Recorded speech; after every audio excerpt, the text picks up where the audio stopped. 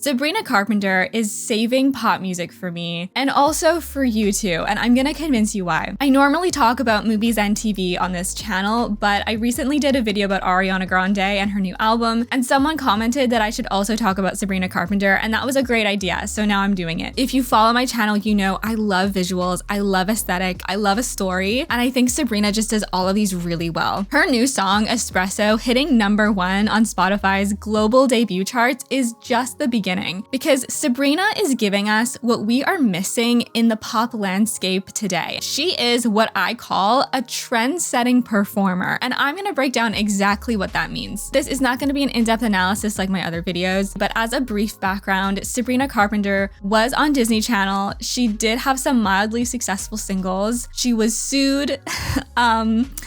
Yep. She's also been acting in different movies and TV shows, and she's had 4 albums previous to her most recent album, Emails I Can't Send. And a couple years ago, she also did have a little feud with Olivia Rodrigo over a boy. Not gonna go into it that much, but that's kind of all you really need to know. Sabrina has had a slow rise to fame, and it's actually really great to see because not every artist is gonna be an overnight success. So what specifically is making her pop off right now? I'm actually going to draw it out for you. So in this first part of the video, I want to introduce you to the pop princess positioning matrix. What is this, you might ask? Plotting pop stars on this graph shows where they land in the industry and in relation to each other. And more importantly, it shows the gaps where pop stars aren't serving us. And this is where we'll see Sabrina coming in and saving us all. After I show you where she is, I'm going to tell you why she's doing so well in this area.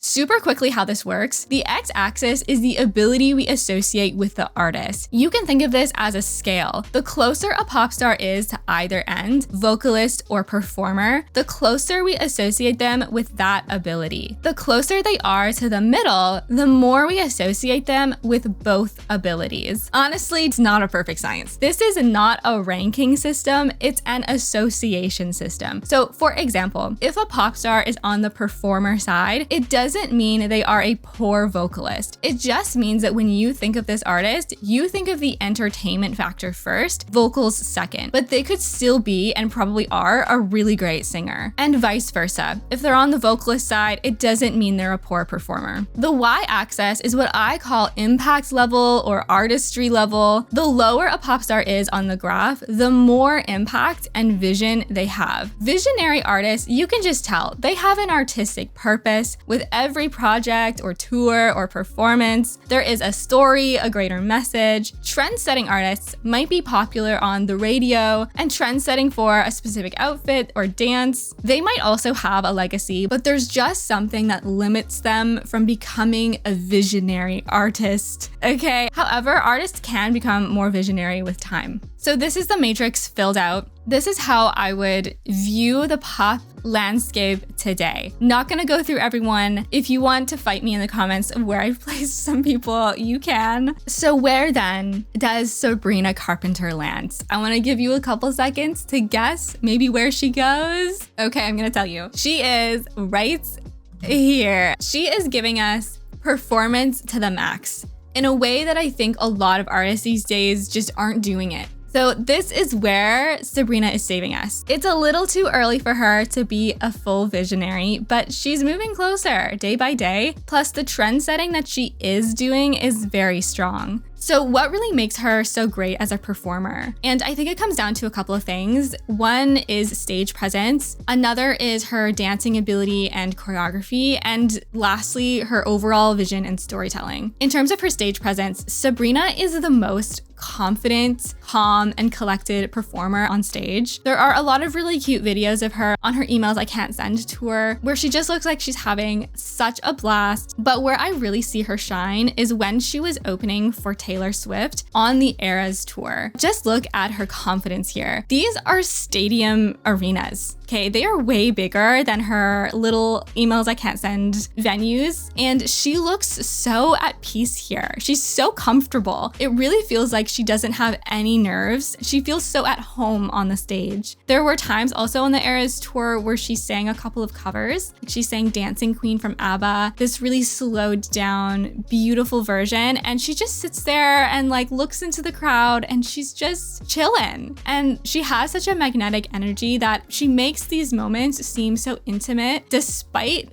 these Taylor Swift crowds being so massive. And that is not easy to do. This is also where I started to see her everywhere on my TikTok For You page. I don't know how many times I've seen her feather dance, but I will watch it every single time it comes up for me. I actually think that the song Feather ended up going #1 because of the Eras tour and how popular her dancing was, and also because of her viral outfits and outros, but we're gonna talk about that later. In addition to the Taylor Swift Eras tour, we also got some live performances of her more popular songs, Feather and Nonsense. For example, she performed at Dick Clark's New Year's Eve party and the VMAs and the Jingle Ball. And I'm gonna talk about these outfits in a second, but can I just say that all of the outfits of these performances were so good. Oh my God. But I really want to appreciate the choreography that she has, because I do think it has been a minute since a singer has come out that can truly dance and also give us some iconic moves consistently in multiple songs. I don't want to compare her to early days Britney Spears because the two are very, very, very, very different. Sabrina has this iconic choreo for many of her songs. She's got the little hip thing in Nonsense. She has the kick down the door in Feather, the little cup in her new song Espresso. Really iconic moves that do kind of make me think of the shimmy in Baby One More Time, the sexy belly dancing thing in Slave For You, the oops, I did it again hearts thing. Again, not to compare the two, they're very, very, very different, but just to say that Sabrina is giving us that similar type of choreo in her own way. Sabrina also recently performed at Coachella, and this is the first major production she's put on, and it gives me so much hope for her future because it just screams potential in her stardom. She had costume changes. She had such a good set. Are you kidding me? This is so good. The Desert Motel. It's so perfect and on theme for the Coachella festival, and also feels very Sabrina because she does infuse a little bit of a vintage flair in her branding. This outfit too is just so good with the little frilly socks in the little chunky heels. Oh, she's so cute. At Coachella, she also had a chorus of dancers. In a lot of her other live performances, specifically on the Eras tour, it's just her,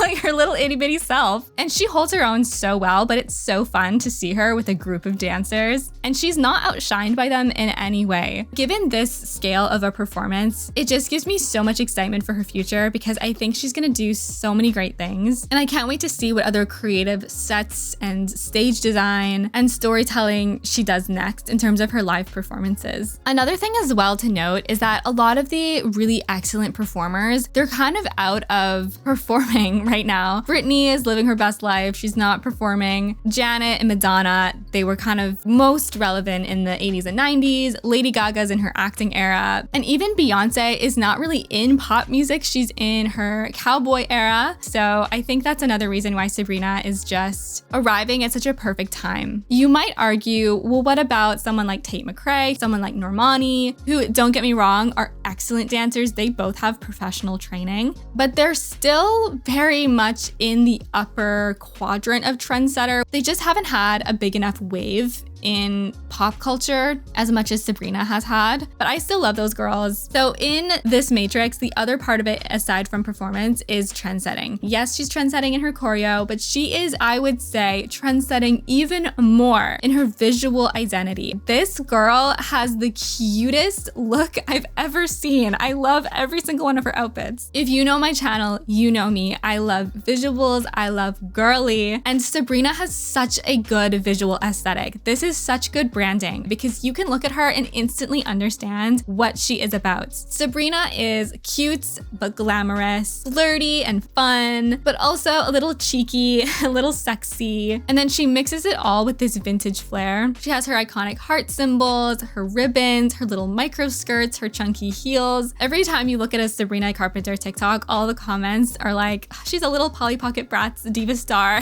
Like she totally is. And I think too, why this imagery resonates so much, at least for me, is that I've definitely been craving a sense of girliness in the pop culture world. And I think a lot of us have been as well, because there's been such a resurgence of ballet core and ribbons. And of course, the Barbie movie was such a big thing last year. So I think that this look is such great timing. She also has such good hair and makeup. The blush that she wears covers like half of her face, and I love it. It's so gorgeous. It gives her this very romantic and innocent vibe. She has her curtain bangs she pulls off so well. And then she has these big, loose, fluffy curls that just bounce around as she's dancing on stage. It looks so good. Again, so romantic, so flirty, so fun. There are so many tutorials for Sabrina Carpenter hair and makeup, and for very good reason. And that tells you that this girl is a trendsetter. I also have to talk about her outfits in more detail because I love every single one of these little dresses that she wears. She has these custom Frolov looks, which are the dresses with the little iconic heart cutouts. These went pretty viral as well. Again, another way that she sets the trends. She's keeping consistent with the hearts. She's got the corset, so it's a little vintage, and it's a little lingerie-esque, so it's like sexy, glamorous. She also has her more fun, flirty, micro mini skirts, and she can pull these off so well because she's so petite. She has these loose, silky, sparkly dresses, which I think are so gorgeous. They look so beautiful on stage with all of the lights reflecting off all the sparkles. There are also all of her different corset looks with the hearts on the boobs. We love a theme that ties into the album and the stage and the outfits. She's very consistent with how she presents her look together, which I think helps her stick into our minds a lot better. She also very much, like I said, does lean into the vintage retro glam vibes, which you can see in her performances in the VMAs and the New Year's Eve performance. Also, I still think about this look from Paris Fashion Week and also her newly released Skims ad. Are you kidding? These are so gorgeous. She also has these big ass platform. I think the brand is Naked Wolf for her heels, which are very Bratz. I love that she wears a chunky heel because it makes dancing so much easier than if she were to wear a sort of skinnier stiletto. Enough talk about her performance and her look. Let's actually discuss her music because that truly is the heart of it all. The performances and the looks, they get our attention, but it's the music that makes us stay and makes us fall in love with her. To me, Sabrina, vocally, she's not a powerhouse singer, but I really love her voice. It's so beautiful. It sounds so comforting and energetic at the same time. And Sabrina is also a really great songwriter. On her Emails I Can't Send album, she's credited as a writer on all of the songs. Emails I Can't Send is really the only album I've fully listened to Sabrina. So if you've listened to her other albums and you have some recommendations of what to listen to and what your favorite songs are, please let me know because I'd love to check it out. But I love almost all, if not all, of the songs on Emails I Can't Send. Tornado Warnings is so good. Skinny Dipping is so good. I feel like Read Your Mind is such an underrated upbeat pop number. There's also a line in, I think it's How Many Things, and the first line is about forks. And when I heard it for the first time, I was like, oh my God, this girl is a poet. That line is truly life-changing. This album, it's also really interesting musically because some of it is spoken word poetry almost. Some of it's kind of country inspired and then also pop as well. But somehow it sounds so cohesive and there's not really many skips on this album. Sabrina is also, like I said, a great songwriter, and she also went viral for all of her Nonsense outros, which if you don't know, Nonsense is a really fun song, and she crafts a specific outro for every city or event that she plays, and they're usually pretty dirty, like sexual innuendos, but they're so funny, and she's probably so sick of doing it, but every single one one she makes is just perfect and she never misses. And it's really nice how she includes the fans in that way by making something special for them each time she plays in a new place. I also just have to mention her Christmas album Fruitcake, which I think was really underrated. All of these songs are so fun. I had it on repeat last Christmas and I will have it on repeat again next Christmas. Her new single that she just released is Espresso. I love this song. It is such a great vibe. Again, she has these funny, humorous lines. The only criticism I have with it is so short. It is so short. And Sabrina, I know you can write me a 30-second to 1-minute bridge. Get back in the studio and make this song longer. Last thing I want to touch on with Sabrina is her music video evolution, because like I've said, I'm huge on visuals. And in terms of her music videos, it's actually really interesting to see how much she's changed just in the last couple years. So first we have Skin, which was her response to the Olivia Rodrigo drama over that boy. It's a really cute music video, super cute concept. But the one thing I want to draw your attention to is that she just looks like a different person here. And it was only 2 years ago. So she has really evolved so much. She's come so far from this music video. I will say, Because I Liked a Boy is much better than this song and this music video, but this is where we're starting. Then we have Skinny Dipping. For some reason, we get a 70s retro vibe. Again, a cute, fun song, cute, fun music video, nothing really super iconic, but it is so wild how hair makes such a difference with her look. Because in this video, it's this very teased, carefree look, whereas now it's so glamorous and curled and silky. I'm not mad at it. It's very girl next door. It's very natural, but it's just so different from her vibe now. But I actually still really like this video. It's really cute and down to earth. Then we get to Fast Times. This is where we're upping the budget. We're entering a pop star era. This video is full of movie references. It's more sexy. It's telling a bit of a story. There are references to Kill Bill and Devon Aoki's character from Fast and Furious. Love the look, love the lighting, love the pink. I do like the concept, but this is just not iconic. It's not bad. There's just something missing from it. It's very Y2K, which is still very popular, but I think that might also be part of the problem because it isn't a distinct look. It's more of a trendy look. Then we get to Because I Liked a Boy. This is it. Here we have found something iconic and unique. The look of this video does remind me a lot of Christina Aguilera's Hurt and Britney Spears' Circus, but this video is specifically referencing the media circus, so I think it fits so well. This is where we start to get our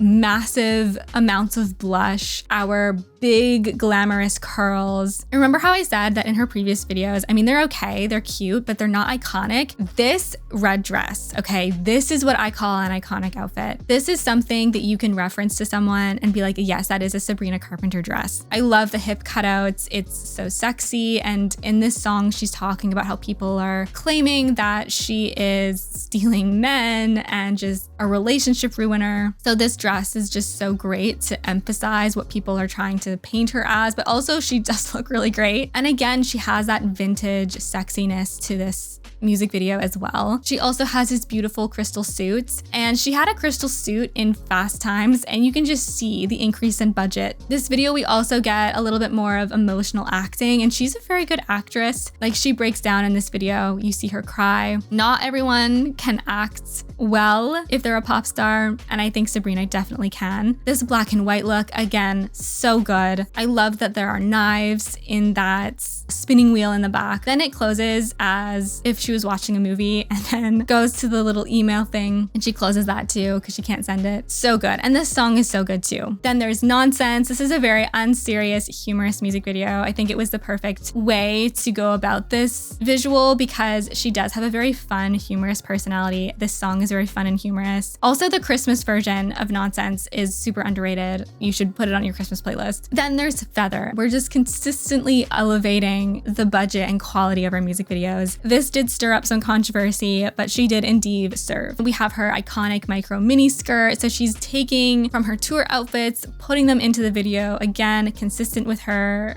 look. This puffy black funeral dress is another pop star imagery. Like her earlier videos don't really have. This is definitely iconic. She still infuses her humorous, funny touches with the little sayings throughout the video. And then she keeps it still very girly with the ribbons in her hair and the feather earrings to match the Feather song. Then we have Santa Doesn't Know You Like I Do. These are probably some of my favorite outfits she's ever worn in a music video. They are so cute. This is literally what a Bratz doll would wear. I love these little frilly shorts and the little sweater at the end. The whole vibe of the video is so sweet and so cute and so wholesome. And lastly, we have Espresso, which is a song she just released. And now we are a fully fledged pop star princess queen. The concept, gorgeous. The outfits, phenomenal. The color grading is perfect. And you know me, I'm a huge stickler for color. I love the vintage orange that is just everywhere. Now we went back to this sort of 70s era that we referenced in Skinny Dipping, but this is a lot more elevated. We add her iconic flirtiness throughout the whole video. Every single outfit is perfection. This brown little ruffled bikini is so cute. The little brown one-piece 60s swimsuit is just adorable. We have another sparkle number. She really likes a sparkle number in her music videos, and I'm not mad about it. And the dance choreo,